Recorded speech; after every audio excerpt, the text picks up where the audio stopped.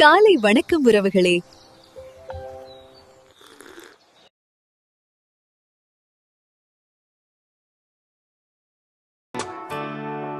முதல்ல நம்ம வெல்லத்தை கரைச்சிக்கணும். இந்த ரெசிபிக்கு நான் வந்து ஒரு கப்பு, அதாவது இது வந்து 250 ml கப், இதில் ஒரு கப் அளவுக்கு வெல்லம் எடுத்திருக்கேன். கிட்டத்தட்ட ஒரு 200 கிராம் இருக்கும். நம்ம வெல்லத்தை கரைச்சிக்கலாம். ஒரு கப்பு வெல்லத்துக்கு நான் அரை கப் அளவு தண்ணி எடுத்திருக்கேன். வெல்லம் முழுசாக கரையணும்.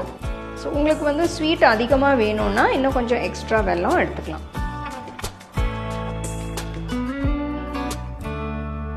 பாருங்க, வெல்லம் ஃபுல்லாக கரைஞ்சிருச்சு. இப்போ நம்ம ஸ்டவ் ஆஃப் பண்ணிட்டு இறக்கி வச்சிடலாம். இந்த ரெசிபிக்கு நான் ஒரு கப் அளவுக்கு 250 ml கப் மெஷர்மெண்ட்டில் ஒரு கப் அளவுக்கு நான் வந்து கோதுமை மாவு எடுத்திருக்கேன். அடுத்து நான் இதில் 1/4 கப் அளவுக்கு ரவை சேர்க்குறேன்.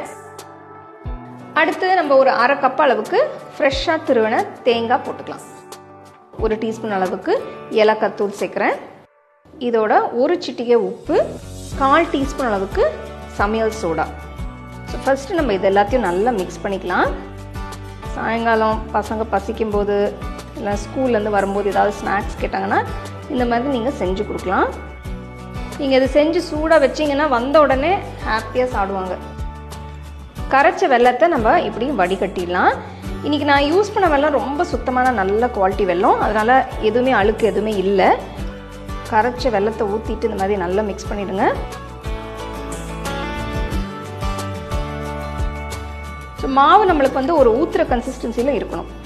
இது இப்போ கொஞ்சம் திக்காக இருக்குது, அதனால் நான் கொஞ்சமாக தண்ணி ஊற்றி இதை டைல்யூட் பண்ண போகிறேன். ஸோ கொஞ்சமாக தண்ணி ஊற்றி இப்படி நல்லா மிக்ஸ் பண்ணிடலாம். இப்போ ரவை சேர்த்ததால நம்மளுக்கு ரவை வந்து இன்னும் கொஞ்சம் அந்த மாய்ஸ்சரெல்லாம் அப்சார்ப் பண்ணிடும். ஸோ நீங்கள் அவசரப்பட்டு கொஞ்சம் தண்ணி ஜாஸ்தியாக ஊற்றிட்டிங்கன்னா கவலைப்படாதீங்க. நீங்கள் கொஞ்சமாக கோதுமை மாவு போட்டு அதை ஆல்டர் பண்ணலாம். ஒரு 10 நிமிஷம் எடுத்து வச்சுருங்க. இப்போ நம்ம ரவை சேர்த்ததால ரவை கொஞ்சம் ஊறணும். 10 நிமிஷம் கழித்து பாருங்கள், மாவு கொஞ்சம் திக்காக இருக்குது. ஸோ ரவை ஒரு 10 நிமிஷம் ஊறி இருக்கிறதுனால கொஞ்சம் திக்காக இருக்குது. நான் கொஞ்சமாக தண்ணி ஊற்றி லைட்டாக கரைச்சிக்க போகிறேன்.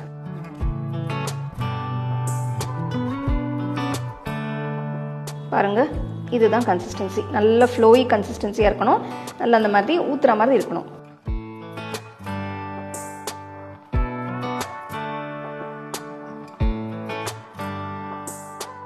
இப்போ பாருங்கள், நம்ம வந்து கப்ஸ் எல்லாமே ரெடி பண்ணியாச்சு. நெய் தடவி வச்சுட்டேன். இப்போ நம்ம மாவை ஊற்றிக்கலாம். 10 நிமிஷம் ஆயிடுச்சு. இப்போ கப்பில் ஒரு கரண்டி மாவு ஊற்றுறேன். இப்போ பார்த்தீங்கன்னா கால்வாசி வரைக்கும் தான் வந்திருக்கு. ஸோ எல்லா கப்ஸையும் இதே மாதிரி ஊற்றிட்டு நம்ம ஸ்டீமரில் வச்சிடலாம்.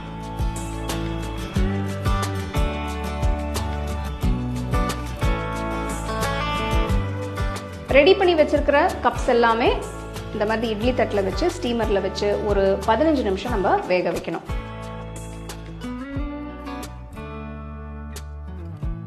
பதினஞ்சு நிமிஷம் கழிச்சு நம்ம இப்போ ஸ்டீமரை திறந்து பார்க்கலாம். வாவ், பாருங்க எவ்வளோ அருமையாக வந்திருக்குன்னு நம்மளோட கோதுமை அப்பம். கொஞ்சம் ஆற விட்டு நம்ம அப்பத்தை கப்லேருந்து எடுத்துடலாம். அப்போ நல்லா சாஃப்டாக பாருங்கள், பஞ்சு மாதிரி இருக்குது.